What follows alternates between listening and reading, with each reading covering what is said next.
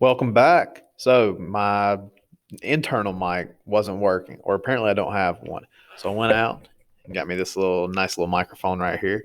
Still working on it. But let's take a look at our notes from yesterday. All right. I think this is pretty cool. I think you guys might like this. All right. So let's get this pulled up. All right. So the age of discovery. So this is what you guys looked at yesterday. What you see right here is a world map.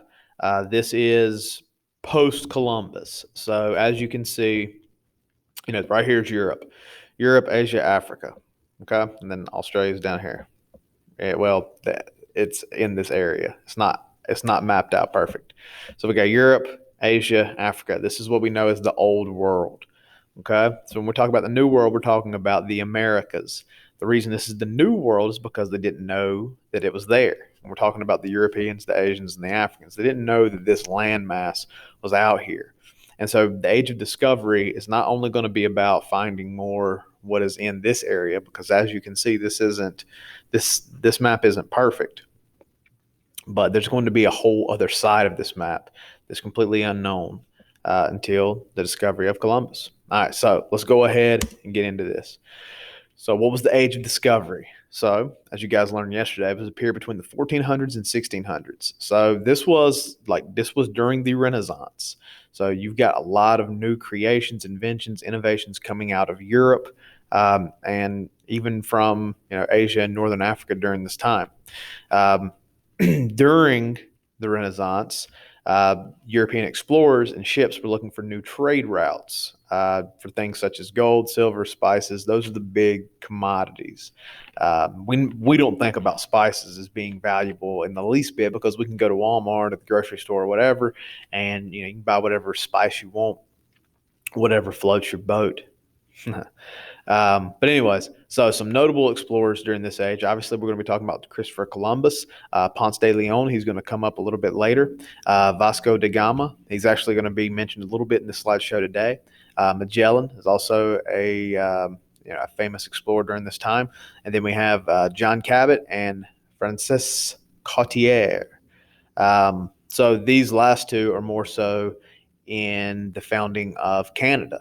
But again, being part of North America, the Canada is going to be settled by the English, by the British, but also by the French. And so that's why John Cabot, English, Cartier is French, which is why there are French-speaking places in Canada even to this day. All right, so this map right here, I think, is a pretty useful map. So this is the Silk Road, and this is what Marco Polo was actually famous for discovering, creating, um, however you want to describe that.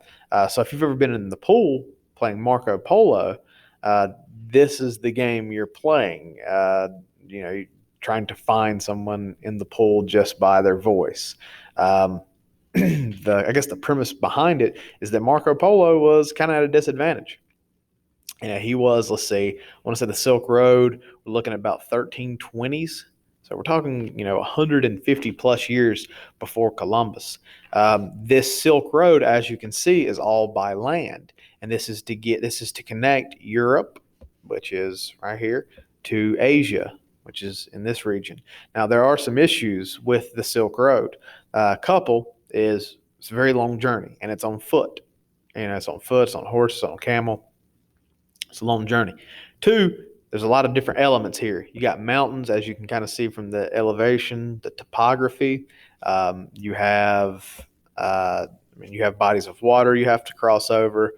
So it's not an easy journey. Third, there's a lot of conflict going on in this area. So this right here, Israel, Lebanon, Syria, Jordan. This is what we talk about when you hear the term Middle East.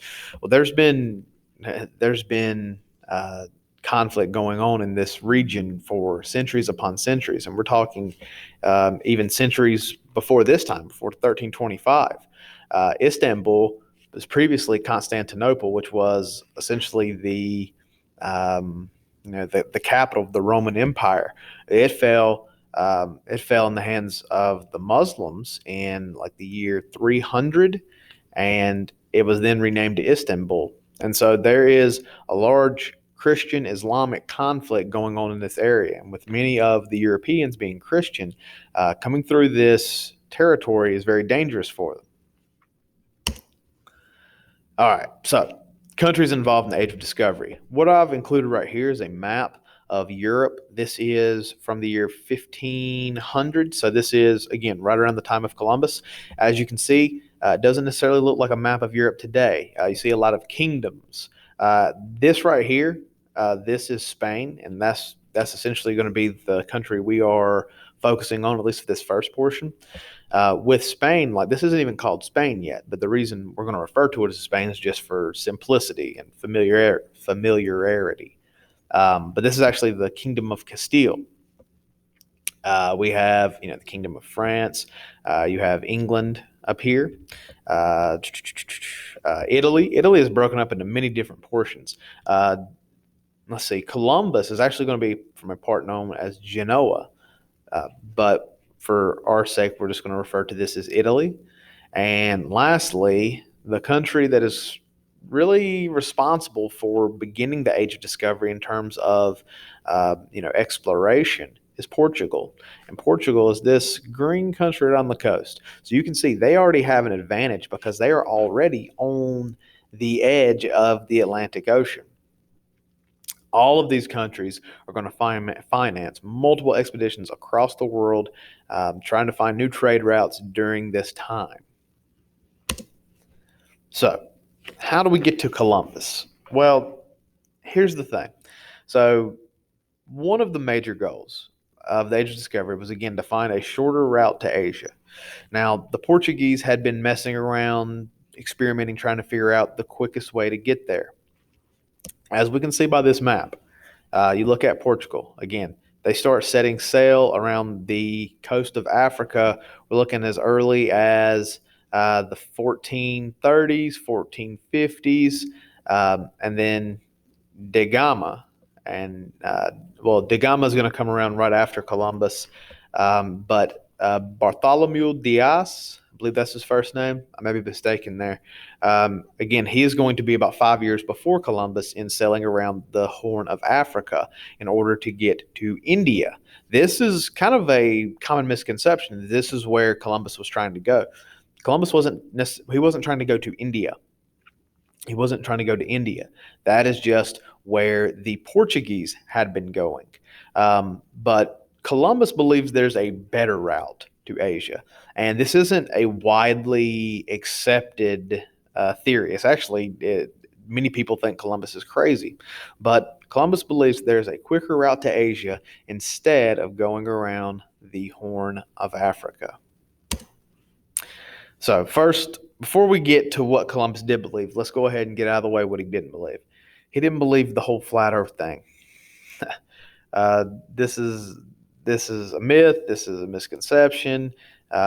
People had known for they've known for over 1,000 years that the earth was not flat. This is not a thing. This is not a thing.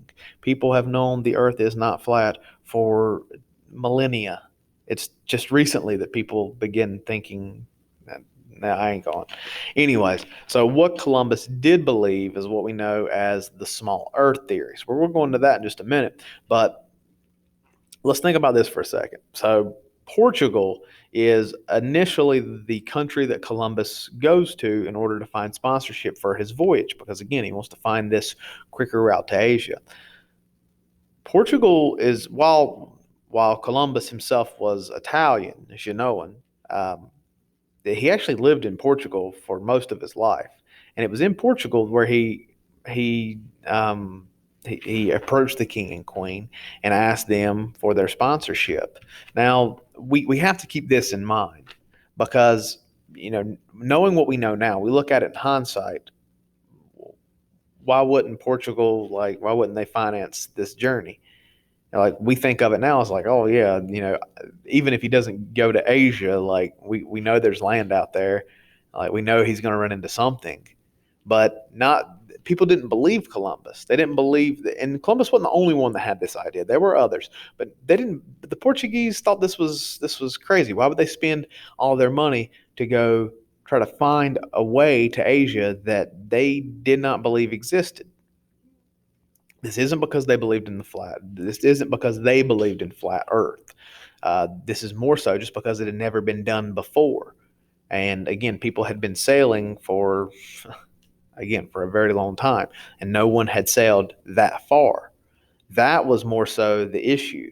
And, the idea that they could get out there and get back, it wasn't plausible. It wasn't plausible because even Portugal was the leader in exploration and did not want to finance this journey. So that says something.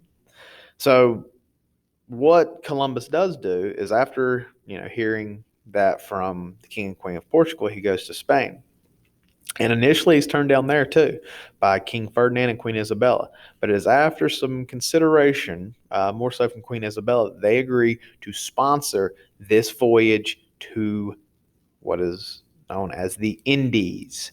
Known as the Indies. Again, there's that misconception again. People think that Columbus called them Indians because he thought he was in India. No, not right. He thought he was in the Indies. The Indies are, again, a group of islands like in the Pacific Ocean, what we now know as the Pacific Ocean, below Japan. And that's where Columbus thought he was going. So why did Columbus believe that he could find a quicker route to Asia? Well, he believed the Earth was much smaller than we actually know it is today, and even smaller than they thought it was then. So the small Earth theory is exactly what it sounds like.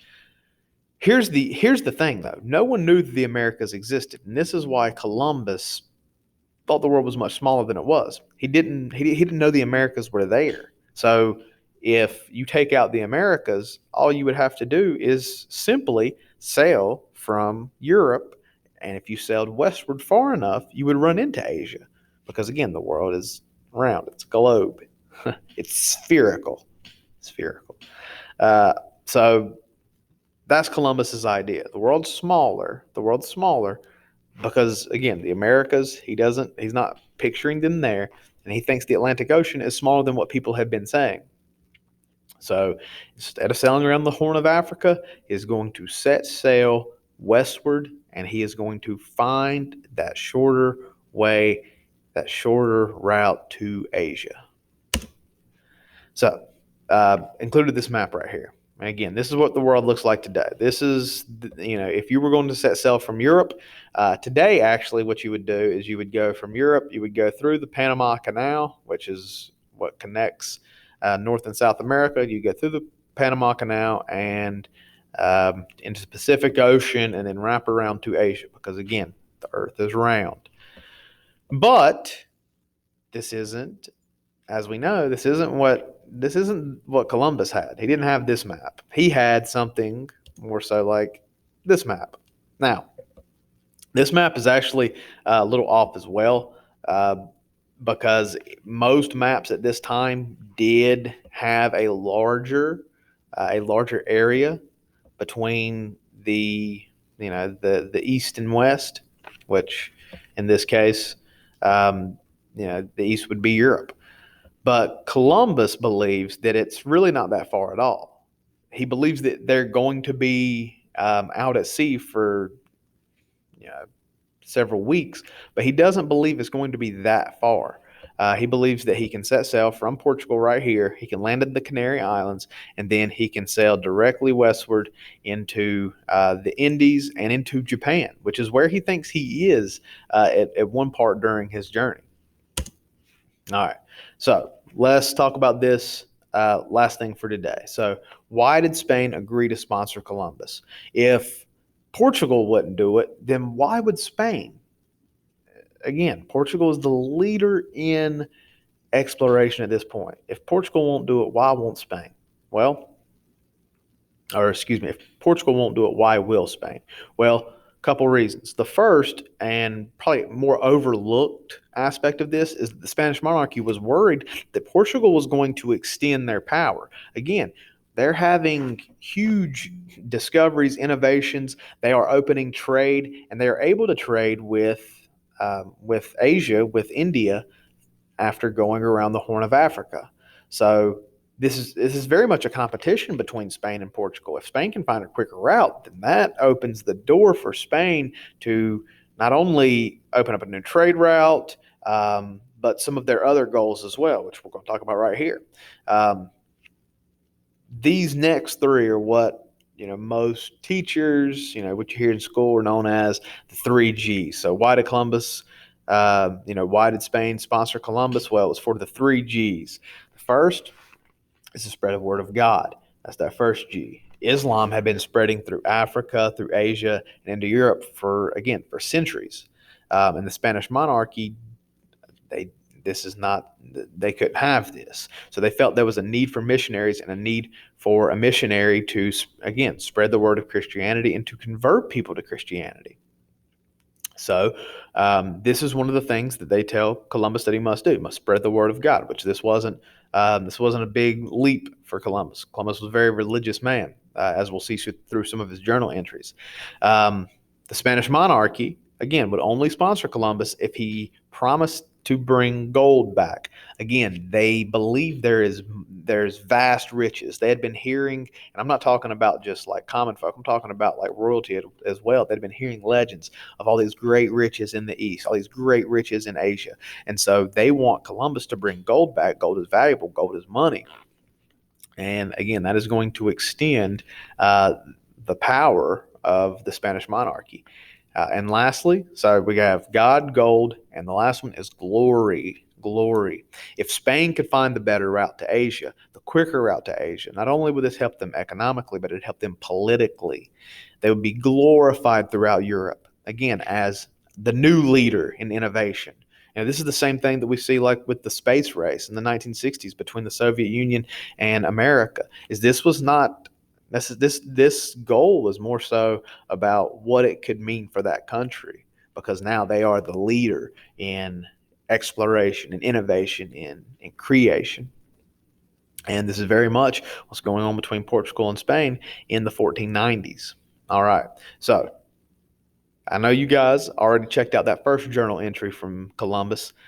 What we're going to go to next is his very first voyage and making landfall. And we're going to talk about why people have so many different opinions on Columbus. The story's much more complicated than maybe we typically think about. All right. Thank you, guys.